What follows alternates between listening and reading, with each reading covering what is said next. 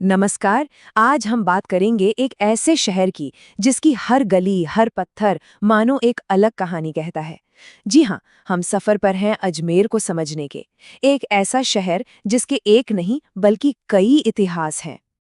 तो सवाल ये उठता है कि अरावली की पहाड़ियों से घिरा ये शहर आखिर इतना स्पेशल क्यों है? क्या है इसमें ऐसा?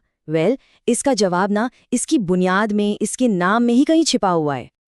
देखिए, इस शहर का जो असली नाम था वो था अजय मेरू। इसका मतलब है अजय पर्वत, मतलब वो पहाड़ी जिसे कोई जीत ना सके। और ये सिर्फ एक नाम नहीं था, ये तो शहर के पूरे कैरेक्टर की नींव थी। एक ऐसा किला जिसे कोई भेद ना पाए, शक्ति का एक बड़ा सेंटर। तो चलिए इसी नींव से शुरू करते हैं और कहानी की पहली परत को खोलते हैं। ये परत है चौहानों के दौर की, वो दौर जिसने इस शहर को इसकी पहली पहचान दी। तो कहानी शुरू होती है 10वीं सदी से। राजा अजयपाल चौहान ने अजयमेरू दुर्ग, जिसे हम आज तारागढ़ किले के नाम से जानते हैं, उसे और मजबूत किया और शहर की नींव रखी। लेकिन इसका गोल्डन पीरियड वो तो आया 12वीं सदी में, पृथ्वीराज चौहान के टाइम में। उस वक्त अजमेर सिर्फ एक शहर नहीं था, बल्कि पूरे नॉर्थ इंडिया में पावर, कल्चर और सम्मान का एक बड़ा सिंबल बन गया था। अब आते हैं इतिहास की दूसरी परत पर, और ये शायद सबसे जरूरी परत है। ये वो टाइम था जब सत्ता तो बदल गई, लेकिन शहर को एक बिल्कुल नई, एक रूहानी पहचान मिली। साल था 1192। ये एक टर्निंग पॉइंट था, एक बहुत बड़ा टर्निंग पॉइंट। तराइन की दूसरी लड़ाई में पृथ्वीराज चौहान की हार हुई और अजमेर पर कब्जा हो गया मोहम्मद गोरी का। बस यहीं से दिल्ली सल्तनत के लिए दरवाजे खुल गए और अजमेर की कहानी ने एक बिल्कुल ही नया मोड़ ले लिया। अब देखिए, एक तरफ ये पॉलिटिकल बदलाव तो हो ही रहा था, लेकिन इसके साथ साथ एक आध्यात्मिक क्रांति भी हो रही थी। इसी दौर में सूफी संत ख्वाजा मोइनुद्दीन चिश्ती अजमेर आए और उनकी दरगाह ने तो अजमेर को हमेशा हमेशा के लिए बदल कर रख दिया। इसे सूफी कल्चर और आस्था का सबसे बड़ा सेंटर बना दिया। तो चौहानों और सूफियों के बाद अजमेर पर नजर पड़ी बड़े बड़े साम्राज्यों की। अब हम खोलते हैं इतिहास की शाही परत, मतलब वो दौर जब अजमेर मुगलों और मराठों के लिए एक कीमती हीरे जैसा बन गया था। मुगलों के लिए अजमेर सिर्फ एक स्ट्रेटेजिक किला नहीं था, बल्कि ये एक आध्यात्मिक ठिकाना भी था। आप सोचिए, बादशाह अकबर हर साल आगरा से पैदल चलकर ख्वाजा साहब की दरगाह पर आते थे। बस यही बात इस शहर की अहमियत बताने के लिए काफ़ी है।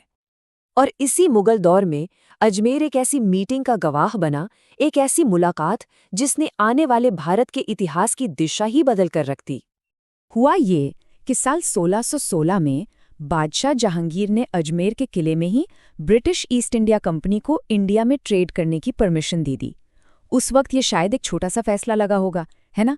लेकिन इसी एक फैसले ने वो रास्ता खोला जिसके आखिर में 1818 में मराठों ने अजमेर को अंग्रेजों के हाथों बेच दिया। और बस यहीं से शुरू होती है अजमेर की कहानी की अगली परत, ब्रिटिश राज का दौर। इस दौर ने शहर को एक मॉडर्न एडमिनिस्ट्रेटिव शक्ल दी और एजुकेशन पर एक नया फोकस लेकर आया। और इसका सबसे बड़ा सिंबल क्या है? वो है 1875 में बना मेयो कॉलेज। इस एक कॉलेज ने अजमेर की पहचान को हमेशा के लिए बदल दिया।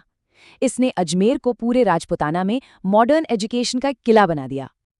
तो इन सारी ऐतिहासिक परतों से मिलकर आज का अजमेर आखिर कैसा दिखता है? चलिए अब पूरी पिक्चर देखते हैं। ये बात इंटरेस्टिंग है कि आज़ादी के बाद भी अजमेर कुछ टाइम तक एक अलग स्टेट बना रहा था, लेकिन फिर 1956 में इसे राजस्थान में मिला दिया गया और तब जाकर इसकी आज की जो एडमिनिस्ट्रेटिव पहचान है वो तय हुई। अगर आज की बात करें तो अजमेर की पहचान मोटे तौर पर 3 पिलर्स पर टिकी है।